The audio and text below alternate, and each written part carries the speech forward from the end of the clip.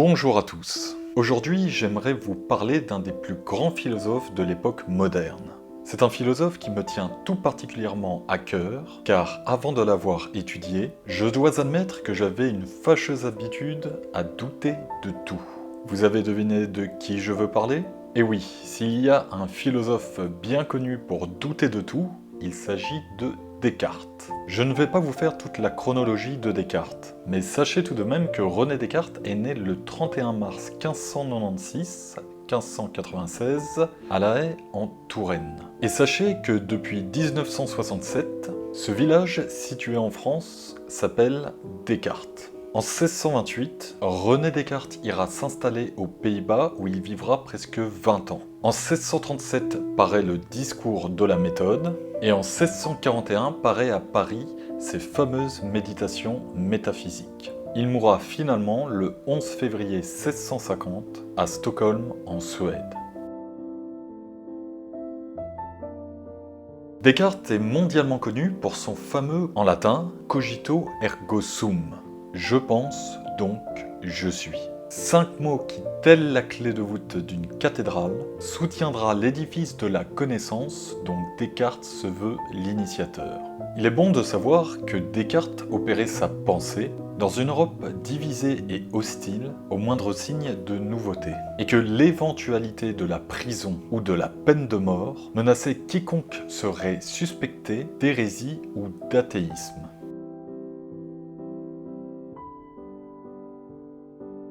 Son grand projet de vie était de faire de la raison le meilleur des guides pour s'orienter dans le monde. Sa méthode, ne rien accepter pour vrai, qui ne soit présenté comme évident, passe à l'examen minutieux de la raison. Et si Descartes avait suffisamment de temps pour dédier sa vie à la science et à l'étude, c'est tout simplement parce qu'il tirait ses revenus des rentes et propriétés héritées de sa famille. Pour Descartes, c'est l'entendement et non l'imagination ou les sens qui est la source nous donnant accès à la connaissance réelle des choses. Et comme argument, Descartes nous propose un morceau de cire. Prenons un morceau de cire. Le bon sens nous suggère que la connaissance que nous en obtenons provient des propriétés que nous percevons par les sens.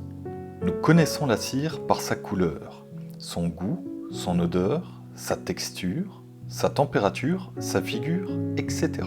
Mais imaginons que nous approchions ce morceau de cire du feu.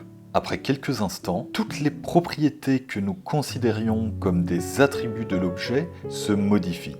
Il est passé de l'état solide à l'état liquide. Sa couleur change, sa température varie, son odeur disparaît ou se transforme. Et il en va ainsi des autres données que nous fournissent nos sens. Si notre connaissance de la cire provenait des propriétés que nous pouvons reconnaître grâce à nos sens, nous devrions admettre que nous nous trouvons à présent devant un objet totalement nouveau, différent, puisqu'aucune des caractéristiques originelles que nous proposait l'expérience n'est restée intacte. Tout pousserait à croire que la cire de départ est devenue autre chose.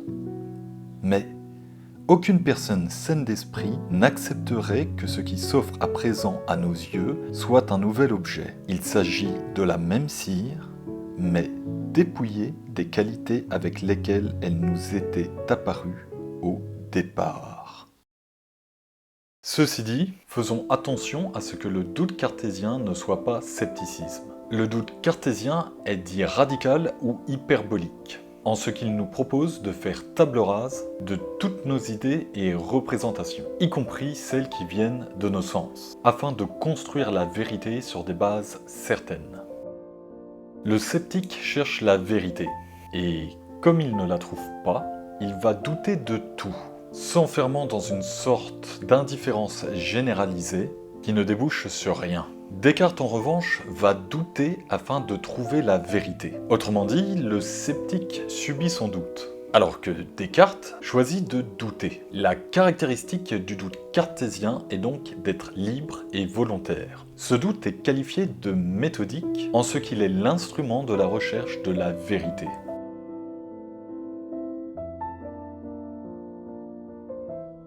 L'idéal moral cartésien, indépendance intellectuelle, résolution et fermeté d'esprit, prudence, tempérance et un conservatisme modéré en ce qui concerne les sujets politiques et religieux. Le royaume que Descartes aspire à dominer n'est pas de ce monde. Il a plus à voir avec la transformation de soi-même.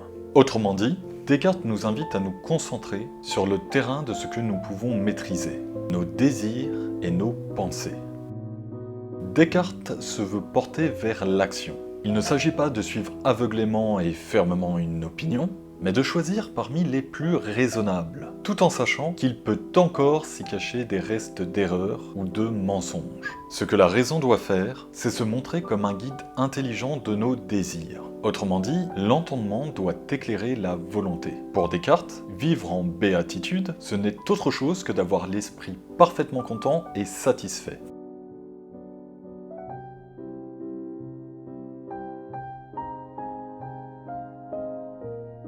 La vertu consiste à la disposition à plier notre conduite à ce que la raison nous invite à faire. Le souverain bien est la vertu, dont la joie est le couronnement, et quiconque se laisse guider par la raison peut y accéder. De plus, tout individu, correctement guidé par sa raison, est en mesure d'acquérir la maîtrise de soi qui permet à chacun de mener une vie libérée de la soumission ou de la tutelle intellectuelle et morale des autres.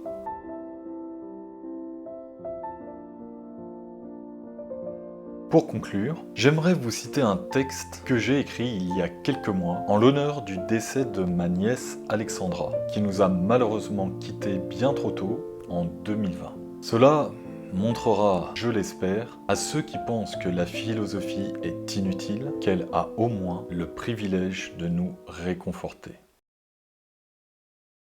Bien que la raison humaine soit limitée, que la vérité liée à une multitude de questions surpasse nos forces, et que nous ne pouvons pas, en tant que nous sommes finis, les comprendre, et que par conséquent, nous ne devons pas trop présumer de nous-mêmes. Je pense que la raison devrait tenter de s'imposer, confrontée au poids de cette sorte de paresse que nous appelons tradition, au pouvoir de la religion et de ses dogmes, ou encore à cette idée que tout ce qui n'est pas encore compréhensible par l'homme doit rester sans réponse.